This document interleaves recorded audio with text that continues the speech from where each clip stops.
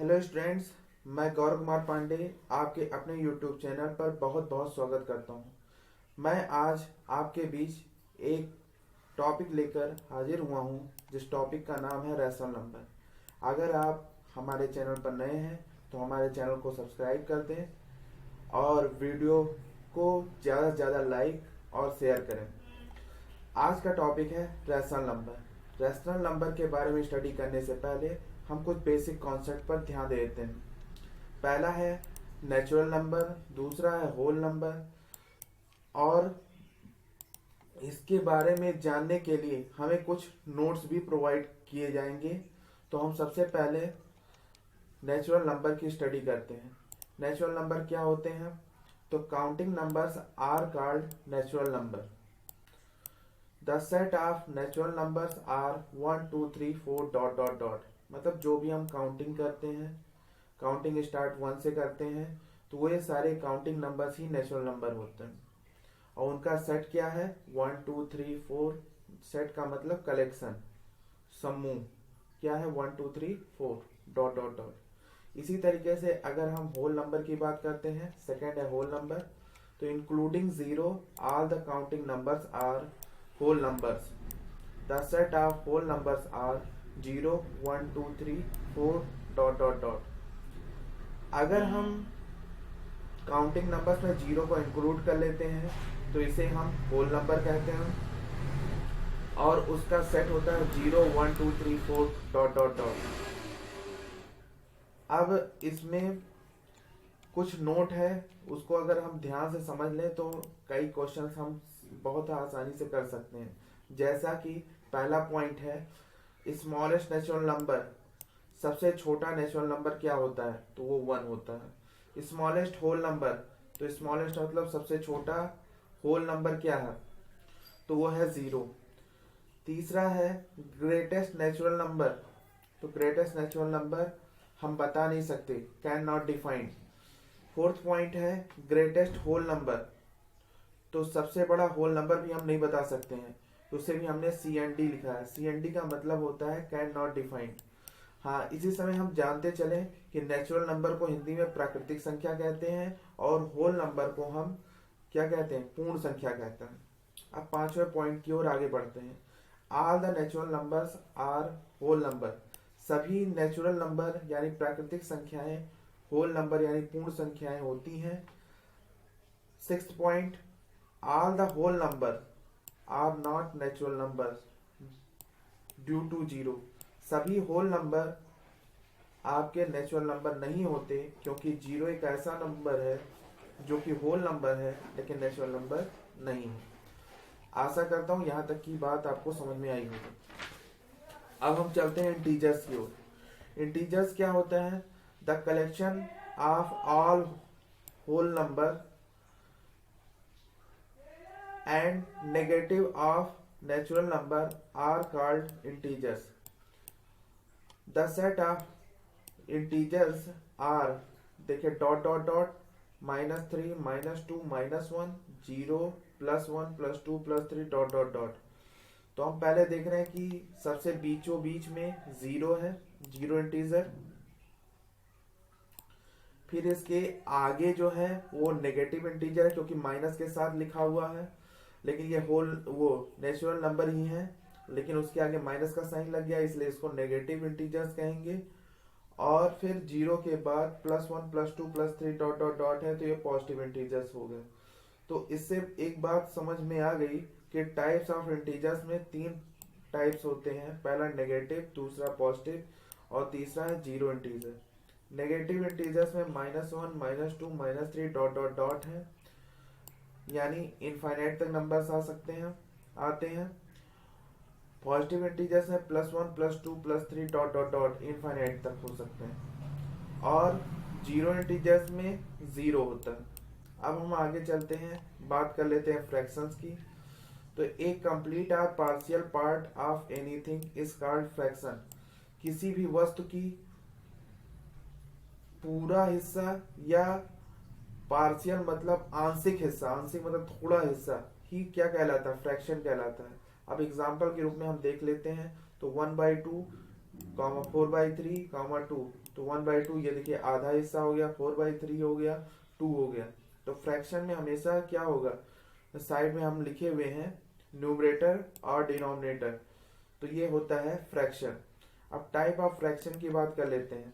पहला है proper fraction. Proper fraction क्या होते हैं, the fraction in which numerator is less, numerator तो छोटा हो, देन डिनोमिनेटर, डिनोमिनेटर की तुलना में, तो उसे हम प्रॉपर फ्रैक्शन कहते हैं। अब प्रॉपर फ्रैक्शन में अगर हम एग्जाम्पल में आते हैं, तो एग्जाम्पल में 1/2 है, तो 1 देखिए छोटा है 2 से, 3 छोटा है 4 से, तो 1/2 आपका प्रॉपर फ्रैक्शन हो गया, 3/4 प्रॉपर फ्रैक्शन हो गया, 5/7 प्रॉपर फ्रैक्शन हो गया। अब डिस्कशन को आगे बढ़ाते हैं। Improper fraction, the fraction in which numerator is greater than denominator is called improper fraction. जिसमें न्यूमरेटर बड़ा होता है डिनोमिनेटर की तुलना में, उसे हम इम्प्रॉपर फ्रैक्शन कहते हैं। जैसे 7/3, 5/4 एंड सो ऑन, इसी तरीके से, मतलब न्यूमरेटर बड़ा होना चाहिए। अब हम तीसरे पार्ट की ओर चलते हैं, यह है कंप्लीट फ्रैक्शन। कंप्लीट फ्रैक्शन क्या होता है, जैसे 1, 2, 3, 4, ये सब कंप्लीट फ्रैक्शन है। एक बार डिफिनीशन पढ़ लेते हैं। द फ्रैक्शन हैविंग डिनोमिनेटर 1, जिसका डिनोमिनेटर 1 हो उसे हम कंप्लीट फ्रैक्शन कहते हैं। जैसे 1 है तो 1/1 होता है, 2 है तो 2/1 होता है, 3 है तो 3/1 लिख सकते हैं, एक्सेट्रा। अब हम फोर्थ फ्रैक्शन की ओर चलते हैं, mixed fraction. The fraction which has complete and mixed part both is called mixed fraction. मतलब जिसमें कंप्लीट हिस्सा भी हो और पार्शियल हिस्सा भी हो। जैसे एग्जाम्पल के रूप में लिखा हुआ है 2 होल्स 1/3। अब इसको, ये मिक्स्ड फ्रैक्शन है, अब इसको इम्प्रॉपर फ्रैक्शन में कैसे कन्वर्ट कर सकते हैं, तो हम देख रहे हैं कि कंप्लीट पार्ट 2 है, 2 का जो डिनोमिनेटर है उससे मल्टीप्लाई कर देते हैं 2 × 3, और जो इसका न्यूमरेटर है उसमें ऐड कर देते हैं, यानी 2 × 3 + 1, तो ये हो जाएगा 6 + 1 यानी 7, और 7/3 हो जाएगा। अब डिस्कशन को आगे ले चलते हुए हम रैशनल नंबर तक पहुंच चुके हैं। अब रैशनल नंबर क्या होता है, तो rational number A number which can be written in the form of p/q where p and q are integers and q is not equal to 0 is called rational number। अब हम इसको अच्छे से समझते हैं। पहले हम एग्जाम्पल को देखते हैं। देखिए 3/4 है, -7/2 है, 8/-3 है, ये रैशनल नंबर है। क्यों, क्योंकि इसे हम p/q के फॉर्म में हम लिख लिए हैं। p/q का मतलब हो गया फ्रैक्शन के फॉर्म में। लेकिन ध्यान देने वाली बात यह है कि कभी भी डिनोमिनेटर यानी हर में 0 नहीं हो सकता। न्यूमरेटर में तो 0 होने की संभावना है, लेकिन डिनोमिनेटर में 0 नहीं हो सकता, क्योंकि ये कंडीशन लिखी हुई है। और आप देख रहे हैं 3, 4 क्या है, 3, 4 क्या है, तो ये आपके इंटीजर्स हैं। -7 और 2 क्या है, ये भी इंटीजर्स हैं। 8/-3, तो 8 और -3 क्या है, इंटीजर्स हैं। तो मतलब न्यूमरेटर डिनोमिनेटर दोनों इंटीजर्स होने चाहिए, लेकिन डिनोमिनेटर 0 के अलावा होना चाहिए। इस बात को अगर हम ध्यान रखते हैं तो यही रैशनल नंबर की डिफिनीशन है, यही पहचान है रैशनल नंबर की। अब हम प्रॉपर्टीज की कुछ बात कर लेते हैं। प्रॉपर्टीज क्या है, तो ये 6 प्रॉपर्टीज लिखी हुई हैं। पहला क्लोजर, दूसरा कम्यूटेटिविटी, तीसरा एसोसिएटिविटी, फोर्थ है आइडेंटिटी, फिफ्थ है इनवर्स, और सिक्स है डिस्ट्रीब्यूटिव प्रॉपर्टी। अब क्लोजर प्रॉपर्टी में हम क्या क्या पढ़ते हैं, एडिशन, सब्ट्रैक्शन, मल्टीप्लिकेशन, डिवीजन। ये चारों प्रॉपर्टी किसके अंतर्गत पढ़ते हैं, क्लोजर के अंतर्गत। कम्यूटेटिविटी क्या होती है, तो a + b = b + a हो, मतलब पहला वाला नंबर दूसरे की जगह पहुंच जाए, दूसरा वाला पहले की जगह पहुंच जाए, और दो नंबर्स के लिए बात हो तो एक कम्यूटेटिविटी होता है। इसी तरीके से ये एडिशन का लिखा हुआ है। अब हम मल्टीप्लाई पर आ जाए तो a × b = b × a होता है। आप एग्जाम्पल बहुत अच्छे समझ सकते हैं, जैसे 2 + 3 भी 5 होता है, और 3 + 2 भी 5 होता है। 2 × 3 6 होता है, तो 3 × 2 भी 6 होता है। अब एसोसिएटिव लॉ की ओर आ जाते हैं। एसोसिएटिव लॉ में अगर हम ध्यान दें तो फर्स्ट नंबर को देखिए, 3 नंबर्स के लिए एसोसिएटिव लॉ लिखा जाता है।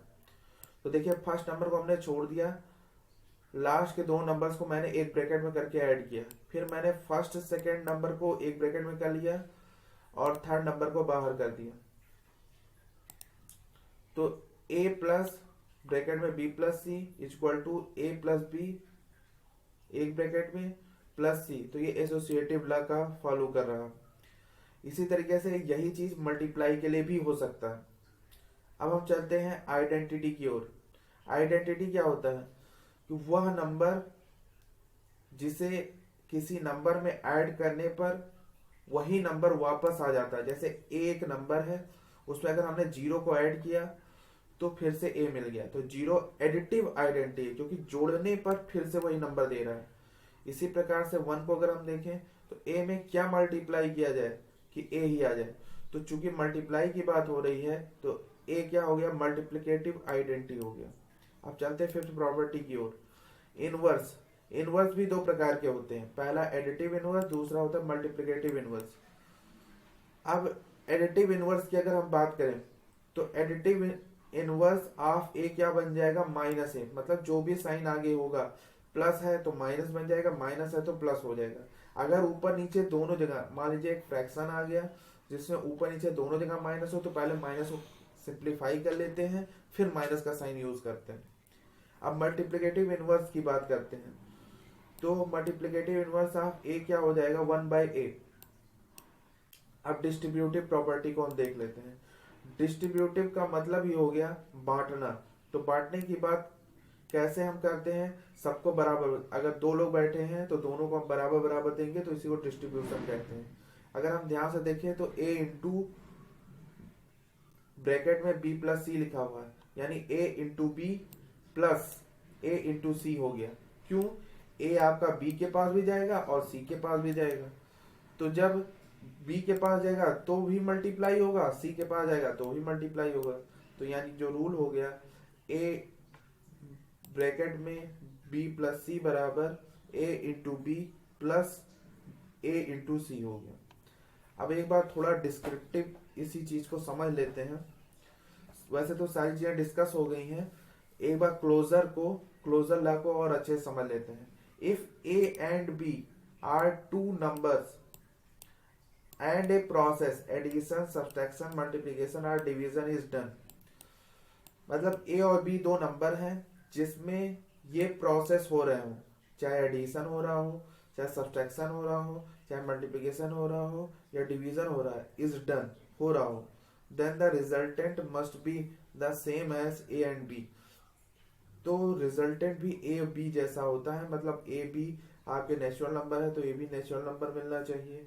तो इसको हम क्लोजर लॉ कहते हैं। जैसे हम एग्जाम्पल के रूप में देख लें, -3 एंड 4 आर इंटीजर्स।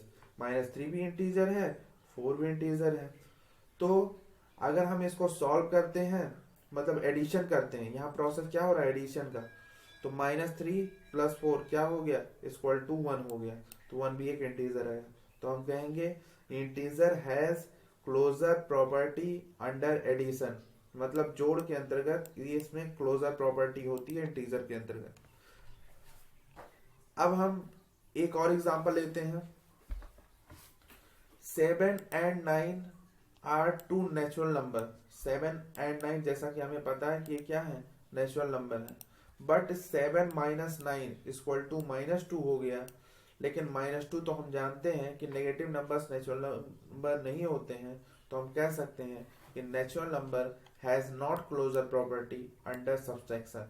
यानी सब्सट्रैक्शन के अंतर्गत नेचुरल नंबर में क्लोजर प्रॉपर्टी नहीं होती है। अब बहुत इंपॉर्टेंट चीज को समझ लेते हैं, रेसिप्रोकल। इसको मल्टीप्लिकेटिव इनवर्स भी बोलते हैं। a इज नंबर, अगर a कोई नंबर है then 1/a is its reciprocal. तो 1/a इसका क्या हो जाएगा, रेसिप्रोकल हो जाएगा। एग्जाम्पल के रूप में, द रेसिप्रोकल ऑफ 2 = 1/2। मतलब 2 है तो इसका रेसिप्रोकल 1/2 हो जाएगा। दूसरा है द रेसिप्रोकल ऑफ 4/3, तो ये क्या बन जाएगा 3/4 हो जाएगा। अब हम लास्ट प्रॉपर्टी को समझ लेते हैं, सेकंड लास्ट है ये कम्यूटेटिविटी। अभी मैंने बताया था कि a प्लस बी बराबर बी प्लस ए होगा। अभी उसी का एग्जांपल में मैंने बताया था कि 2 + 3 = 5, तो 3 + 2 = 5, तो यही कम्यूटेटिव लॉ है अंडर एडिशन। और इसी तरीके से मल्टीप्लाई पर आ जाते हैं, तो a × b = b × a, तो 2 × 3 = 6 है और 3 × 2 = भी 6 है। तो अगर एडिशन में है तो हम कह सकते हैं कि कम्यूटेटिव लॉ किस पर है, एडिशन पर है। और अगर मल्टीप्लाई में है तो कम्यूटेटिव लॉ किस पर है, मल्टीप्लिकेशन पर है। क्योंकि दोनों नेचुरल नंबर है तो ये नेचुरल नंबर पर हो गए। लेकिन अगर हम माइनस पर यही देखेंगे तो माइनस पर a - b कभी b - a के बराबर नहीं हो सकता है। इसी तरीके से a/b can not be equal to b/a, तो कम्यूटेटिव डज नॉट हैज मतलब hold on subtraction and division for natural number.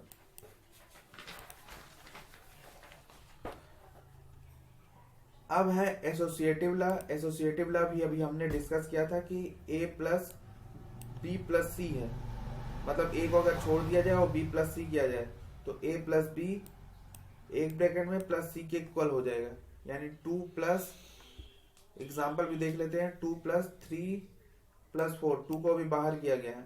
फिर उसके बाद क्या किया गया, 2 + 3 एक ब्रैकेट में +4 कर दिया गया है। तो इधर देखिए 2 + 7 हो गया, तो ये क्या बन गया 9। और यहाँ देखिए 2 + 3 5 बन गया और 5 + 4 9 हो गया। यानी associative law holds over addition of natural number. अब हम बात करते हैं last distributive law. Distributive law क्या है कि डिस्ट्रीब्यूशन हो जाए, तो हमने पहले लॉ को ऊपर लिख दिया a × b + c बराबर a × b + a × c। अब बात करते हैं, a की वैल्यू हम 2 समझ लेते हैं, b की वैल्यू 3 समझ लेते हैं और c की वैल्यू 5 समझ लेते हैं। तो देखिए 2 × 3 + 5 बराबर क्या हो जाएगा, 2 × 3 + 2 × 5। अब इधर देखिए 2 × 5 + 3 क्या हो गया 8, और 8 2 जा कितना हो गया 16। अब इधर हम देखते हैं 2 × 3 क्या हो गया 6, और 2 × 5 क्या हो गया 10, और 10 और 6 मिलकर के क्या हो गया 16।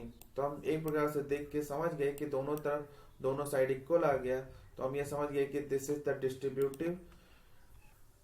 Distributivity of multiplication over addition for natural number. आशा करते हैं कि रैशनल नंबर के सारे लॉज आपको बहुत ही बेहतर तरीके से समझ में आ गए हैं। इस वीडियो को आप बार बार देखें तो आपको ये सारे रूल्स अच्छे से समझ में आ जाएंगे। अब हमारा जो नेक्स्ट वीडियो होगा उसमें हम एक्सरसाइज को डिस्कस करेंगे और बहुत ही बेहतर ढंग से आपको समझ में आएगा। आपको ये वीडियो अच्छी लगी हो तो इसको जरूर लाइक कर दीजिए और ज़्यादा से ज़्यादा सब्सक्राइब कर दीजिए और लोगों को शेयर भी कीजिए। Thanks for watching this video.